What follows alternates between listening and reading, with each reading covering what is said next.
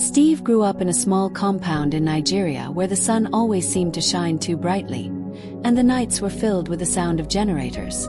His parents were simple people, hardworking, honest, and hopeful. They didn't have much, but they had dreams. And Steve, their only son, carried the biggest dream of all. He wanted to travel abroad. From the time he was a child, he watched people return from Dubai, Qatar, and other foreign countries with fancy clothes, new phones, and stories that sparkled like gold. They walked through the streets like kings. People would greet them with respect, saying, "Ah, he has made it. Dubai boy." And every December, the pictures would flood Facebook and Instagram. Clean streets, beautiful buildings, shopping malls that looked like heaven. To Steve, Dubai was not just a place. Dubai was the promise of success, money, and a better life for his parents. He wanted to lift them out of poverty. He wanted to be the reason they stopped worrying about the next school fee, the next rent payment, or the next medical bill. So one night, when the heat was unbearable, and his father sat outside fanning himself with an old plastic fan, Steve spoke from his heart.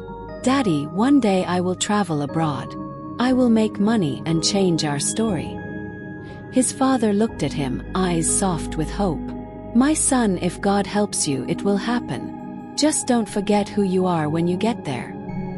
His mother smiled too, but she knew the truth nobody voiced out loud. Traveling abroad was expensive and risky. Many young men went and never came back the same. But she kept quiet. A mother's job is to pray, not to break dreams. As Steve grew older, the desire burned hotter. He worked small jobs, cleaning, carrying loads, helping in shops, saving every little naira he could. Sometimes he would sit at night scrolling through pictures of Dubai's skyline, imagining himself standing there. The Burj Khalifa shines above him. The malls gleam in the night. Everything looked cleaner, brighter, better. But people rarely posted their struggles. No one posted their tears, their hunger, or their nights sleeping on the floor with 10 strangers.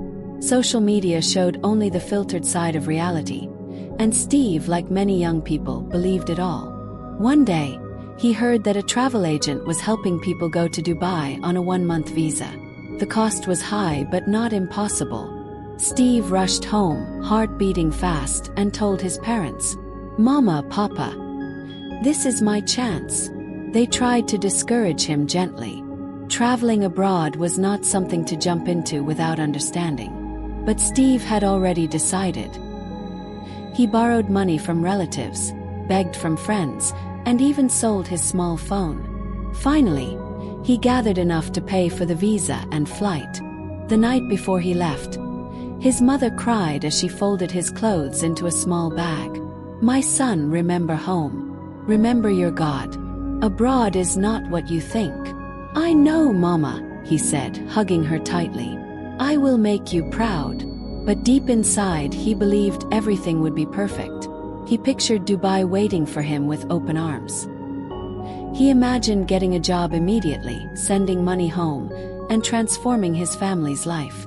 The day he boarded the plane was the happiest day of his life. He felt like he had stepped into another world. The airplane looked like a moving hotel. The air smelled clean. The chairs were soft. The people looked rich and confident. He even took pictures and posted them online. "Dubai, here I come," he wrote. His friends celebrated him in the comments. Some envied him. Some admired him. Everyone believed he was already successful just because he was entering a plane. When the plane landed at 4:10 a.m. in Dubai, he looked through the window and saw the bright lights of the city. Felt like the entire world was shining. The airport was massive and beautiful. Clean floors, wide halls, and people from everywhere walking fast like they had important places to go. Steve's chest filled with pride. "I have made it," he whispered to himself. He didn't know he was stepping into the beginning of a long, painful reality. At the immigration desk, the officer barely looked at him. Everything seemed too fast, too serious. But he passed through successfully. The moment he stepped outside with his luggage, he inhaled the cold morning breeze and smiled. This was the life he had dreamed of. But dreams and reality are often worlds apart. The agent who arranged his travel came to pick him up. He wasn't as friendly as before. In silence, Steve followed him to a van full of other new arrivals. They drove through the beautiful city. Tall buildings, clean roads, expensive cars. Steve pressed his face to the window like a child. "Wow, Dubai is truly beautiful," he murmured. The others nodded, but their eyes carried something he did not understand yet. Something like fear. Something like regret. After almost an hour, the vehicle left the main city and entered a less beautiful area. Rows of old buildings, dusty streets, and small shops. The van stopped in front of a shabby apartment building. Steve frowned. "Is this where I will stay?" he asked. "Yes," the agent replied without emotion. Steve pulled his bag and followed him inside. The stairs smelled strange. The hallways were dim. The room door opened with a loud creak. Inside, more than 15 men were squeezed into a tiny space. Some were sleeping on metal bunk beds. Others slept on the floor. Clothes hung everywhere. A small table held a gas burner where someone was cooking inside the room. The heat was suffocating. Steve froze. This is the accommodation. The agent sighed. "My brother, welcome to Dubai." Steve stood there, shocked, confused, and speechless. For the first time he realized that maybe, just maybe, the real Dubai was very different from the one on Instagram. His journey had just begun. Steve sat on the edge of a metal bunk bed, still holding his bag, still trying to understand what he was seeing.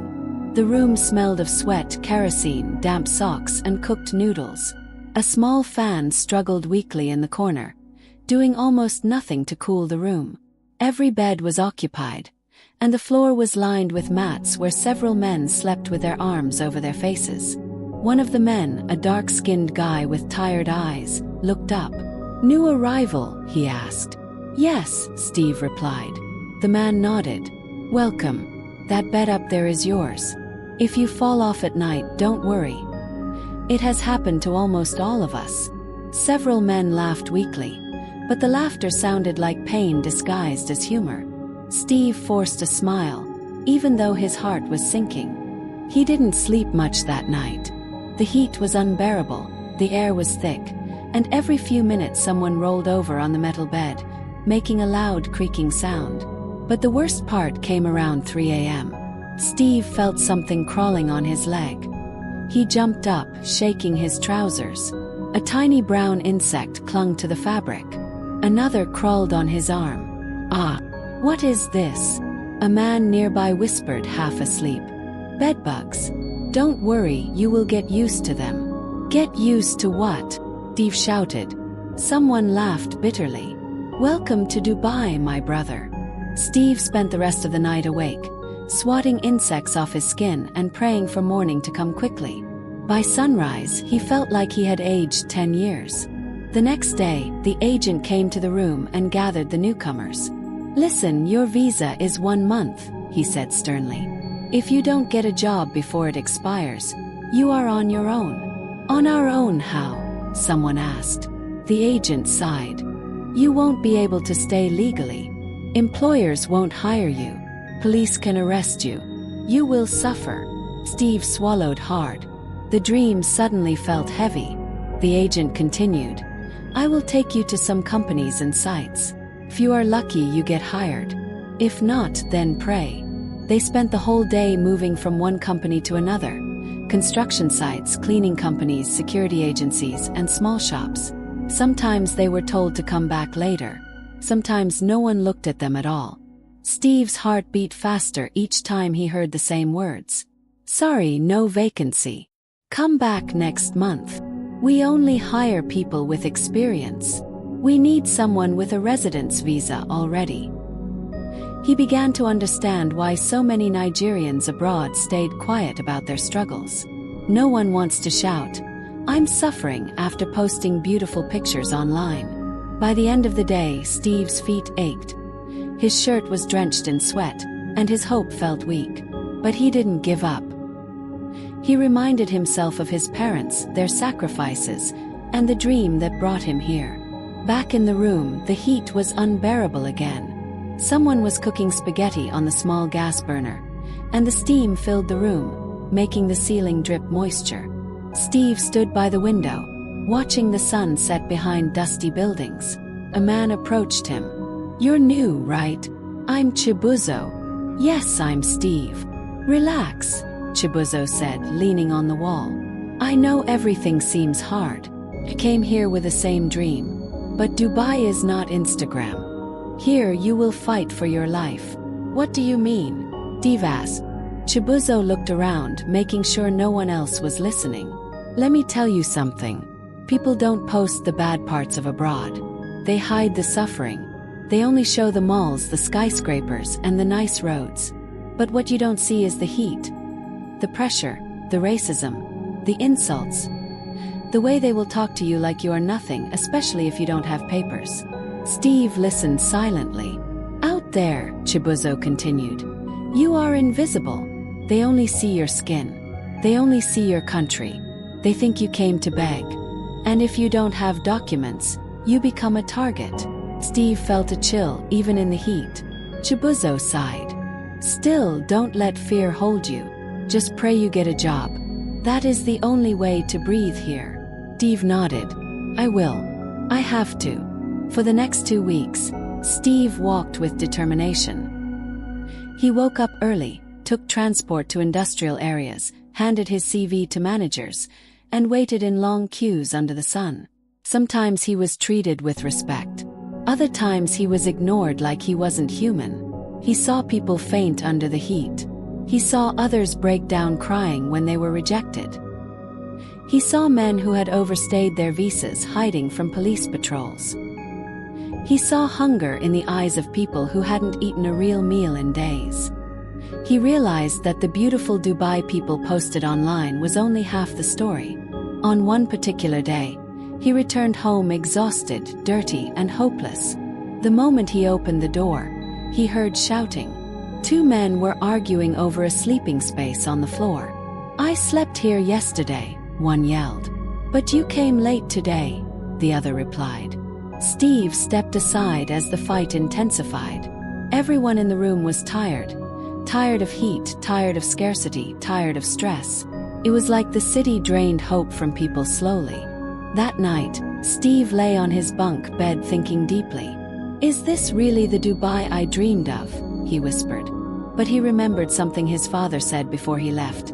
"My son, anywhere you go in life, you must fight for your place." Those words gave him strength. Then, unexpectedly, good news came. A company called him for an interview as a camp boss. He went the next day, shaking with nerves. The manager asked him simple questions, and Steve answered from his heart. 3 hours later, he received an email. "Congratulations. You have been selected." Tears filled Steve's eyes. 2 weeks in Dubai, and he had finally gotten a job. Felt like a miracle. But little did he know the job, like everything else in Dubai, was not what it seemed. His real journey was just beginning. The morning Steve resumed his new job, he felt hopeful again. For the first time since arriving in Dubai, he woke up with energy. He ironed his shirt carefully, cleaned his shoes until they shone, and left the overcrowded room before sunrise. The roads were quiet, and the early morning breeze cooled his skin. It almost felt peaceful. He reached the company camp, a large compound filled with long rectangular buildings where workers lived. The sign at the gate read, "Staff accommodation. Authorized persons only." Inside, everything felt controlled and strict. Men walked quickly like they were afraid of something. Steve introduced himself to the security man at the gate. "Good morning, sir. I'm the new camp boss." The guard looked at him from head to toe, expressionless. "Go and sit there," he said, pointing to a bench. "Someone will come." Steve sat for almost an hour before a supervisor, a tall Indian man named Kumar, finally arrived. He didn't smile. He simply glanced at Steve's appointment letter. "You are the new camp boss. But listen carefully. This job is not easy. You manage over 300 workers. You handle food distribution, room checks, complaints, and daily reports. No mistakes." "I understand, sir," Steve replied. You also clean sometimes. You arrange rooms. You make sure nobody fights. And you must always be on duty, even at night. If something goes wrong, it's your fault." Steve's smile faded slightly. "All right, sir. One more thing," Kumar added. "Respect the hierarchy. If anyone shouts at you, keep quiet. Don't argue." Those words stayed with Steve. The first week was overwhelming. Workers lined up every morning to collect breakfast, and Steve had to record everyone's name and ID. Some were polite. Others were angry and stressed. "Why is the food small today? My room is too hot. Where is my pillow? Why is there no water in the bathroom?" Every problem was thrown at Steve. By afternoon, he would be running from building to building, solving issues he didn't create. At night, he filled out forms and emailed reports to the office. He barely slept. One evening, a worker approached him. "Boss, we don't have enough gas for cooking." Steve went to check. The gas cylinder was indeed empty, so he went to the supply room and asked the storekeeper, a middle-aged man with a thick mustache. "Sir, we need a new gas cylinder." The man looked annoyed. "Why are you disturbing me? Come tomorrow." "But the workers need to cook tonight." The man stood up angrily. "I said come tomorrow. Who do you think you are? You African people don't listen." Steve froze. The insult stung. He opened his mouth to speak, but then Kumar's voice echoed in his mind. "If anyone shouts at you, keep quiet. Don't argue." So Steve swallowed his pride and walked away. That night, he cried quietly in his room. As days became weeks, Steve began noticing things he didn't see at first. Workers were treated like machines. They woke up at 4 a.m., worked under the burning sun for 12 hours, and returned exhausted. Some slept without eating. Some fainted during work but were forced to continue. Some weren't paid for months. When Steve tried to report these issues, supervisors ignored him. "Just do your job," they always said. It was then that he realized something painful. He was not hired to help the workers. He was hired to control them.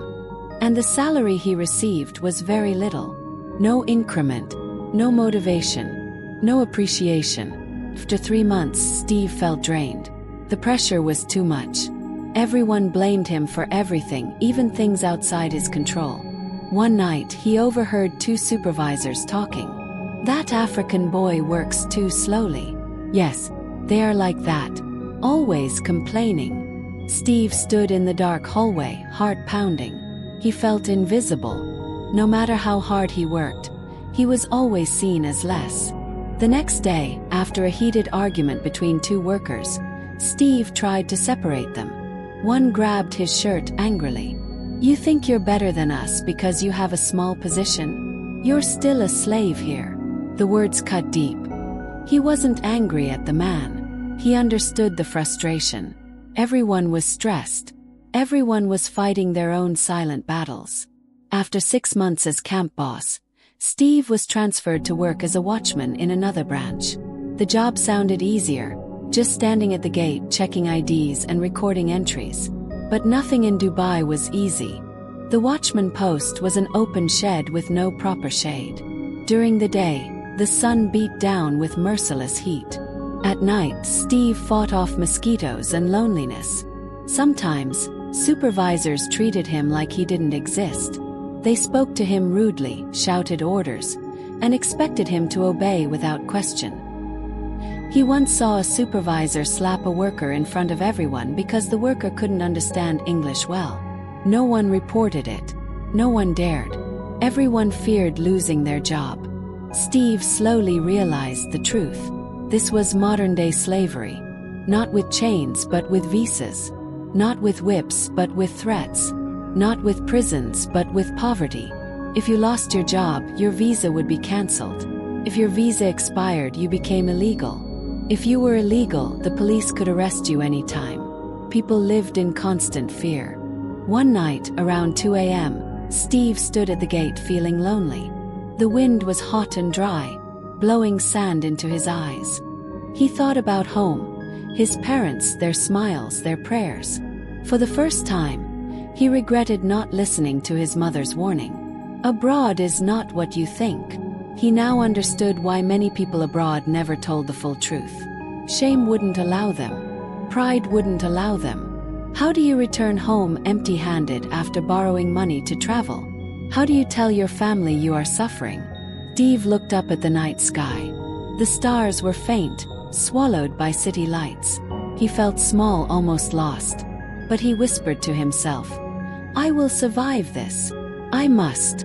Even though the job was painful and the treatment was bad, Steve kept going. He had no choice. He needed the salary no matter how small. He needed to keep his visa. He needed to support his family. This was the hidden face of Dubai, the side nobody posted online. And Steve was living it. The months passed slowly, and Steve's body began to feel the weight of everything he had been carrying.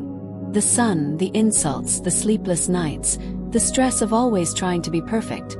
Everything piled up like heavy stones on his shoulders. He woke up every day praying things would get better, but instead they seemed to get worse. As a watchman, he stood for long hours in the heat. The sun in Dubai was not like the sun in Nigeria. It was harsher, hotter, and more aggressive. By noon, his skin burned. By evening, his legs felt numb. At night, when he finally lay down in the tiny room he shared with other workers, he couldn't sleep because his body ached.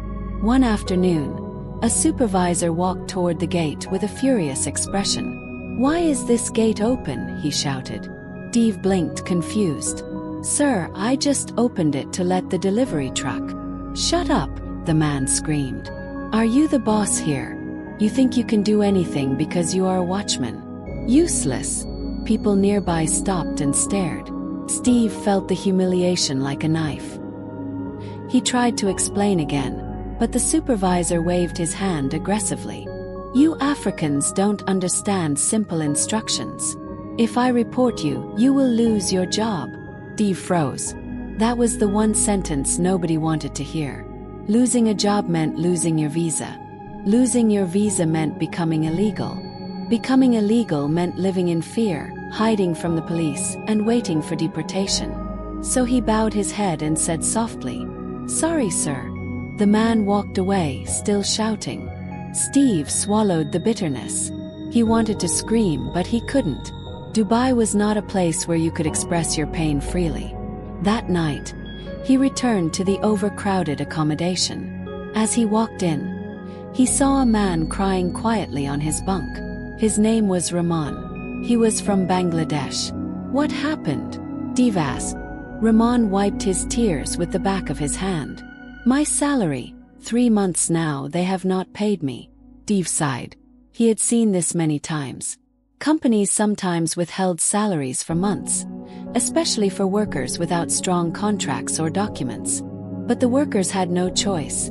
They couldn't quit because they feared losing their visas. "Have you reported it?" Steve asked gently. Rahman laughed painfully. "Reported to whom?" "They will tell me to wait. And if I talk too much, they will cancel my visa." Steve sat beside him. "Don't lose hope." But even as he said it, his own hope was slowly dying. A few weeks later, Steve noticed his health changing. He was losing weight. His appetite was gone. Sometimes he felt dizzy standing at the gate. Sometimes his heart beat too fast. He tried to ignore it, but the signs were growing. One day, he fainted at his post. He opened his eyes to see 2 workers trying to lift him up. Someone brought water. Someone else fanned him. The supervisor arrived but showed no concern. "What is this nonsense?" he snapped. "You're sleeping on duty." "I fainted," Steve whispered.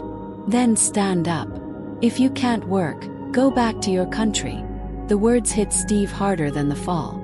He stood up slowly, legs shaking. Nobody cared. Nobody asked if he was okay. To them, he was just another worker, replaceable, forgettable, invisible. That night, while lying on his bunk, he stared at the ceiling and thought deeply. Is this what I came to Dubai for? Is this what I fought for? The dream of helping his parents felt far away. Every month, he sent them what little he could, but it barely covered anything. He couldn't tell them the truth. Not when they believed he was becoming successful. He didn't want to break their hearts, but inside he felt broken. One Saturday morning, police officers raided the building where Steve lived. They were checking for people without documents, overstayers, visa expiries, or anyone working illegally. People scattered like birds. Some jumped out of windows. Some hid in bathrooms. Some hid under beds. Steve's heart pounded. His visa was still valid, but the fear was intense. The officers shouted commands, checked IDs, and dragged out those who didn't have legal papers. As Steve stood shaking, he saw a man begging on his knees. "Please, sir. My visa expired last week. I need time. Please." The officer pushed him harshly. "You come with us." The man cried. His friends cried. Everyone watched helplessly. That scene remained stamped in Steve's memory. He realized that in Dubai, once you slipped, it was hard to get back up. A few days later, something happened that changed everything for Steve. At the gate, a young African man approached him quietly. "Bro, can I talk to you?" Steve nodded. "My visa expired last month," the man whispered. "I lost my job. I'm hiding from police. I sleep on the street behind the supermarket." Steve felt his chest tighten.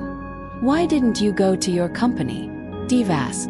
"They canceled my contract without notice," the man said. "I begged them. They chased me away." Steve closed his eyes. This was happening every day, and many people back home had no idea. The man continued, voice breaking. "Please, if your company is hiring, help me. I'm starving." Steve wished he had the power to help everyone, but he didn't. He could barely help himself. He gave the man some money for food. When the man walked away, Steve leaned on the gate and cried silently. He had reached his breaking point. Not because of the heat, not because of the insults, not because of the long hours, but because of how helpless he felt. He wondered if this was the life God wanted for him. He wondered if his dream had become a curse. He wondered if it was time to go home.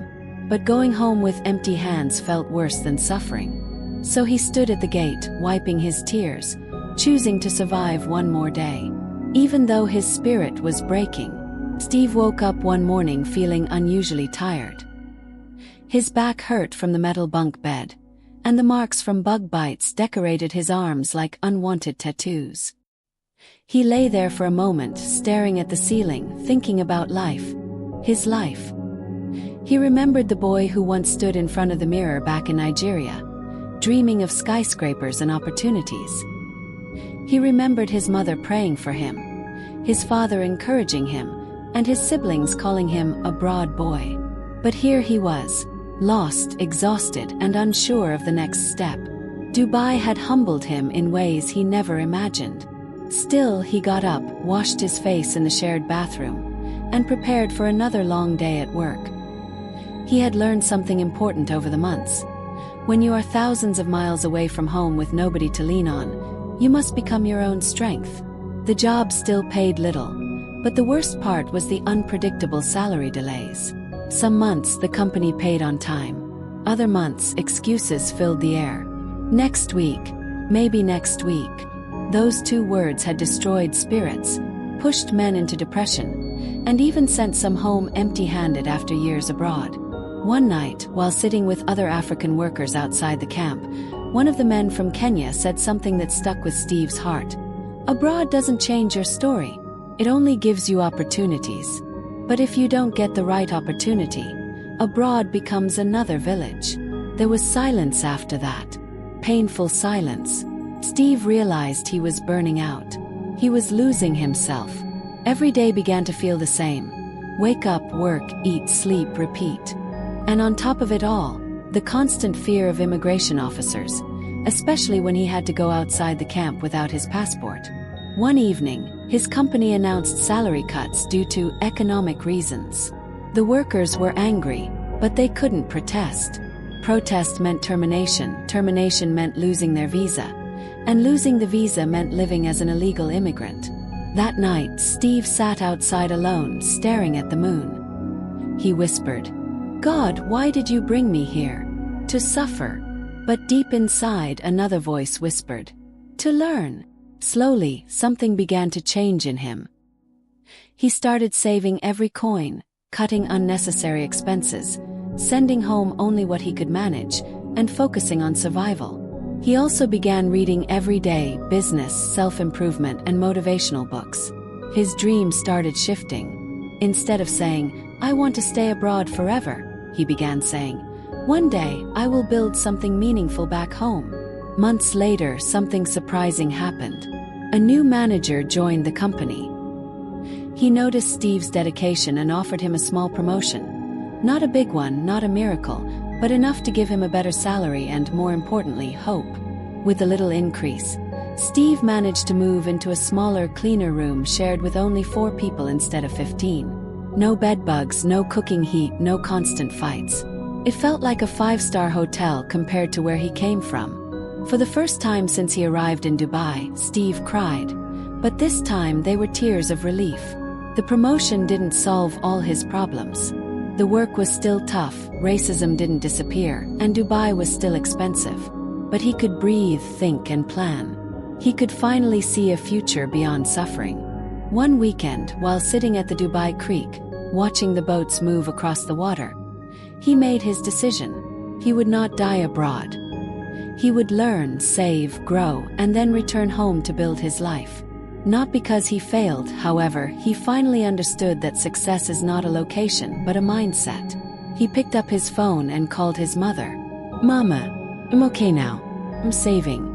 And one day I'll come back home and start a business. I won't rush. But I will not let this place break me. His mother cried tears of joy. From that day on, Steve walked differently. He worked with purpose, not fear. He planned with clarity, not confusion. Dubai was no longer a dream, it was a classroom. And he was learning fast. This chapter of his life was tough, painful, and unforgettable. But he survived it. And he was going to use every lesson to build a future that was truly his. Because in the end, abroad is not paradise. Abroad is a journey. And Steve had finally learned how to walk through it. If this story touched your heart, don't forget to like, comment, and subscribe for more real-life stories. Share this video to create awareness. Let the world know that abroad is not only glamour, it is sacrifice, courage, and survival. Your support helps us bring more powerful stories to life.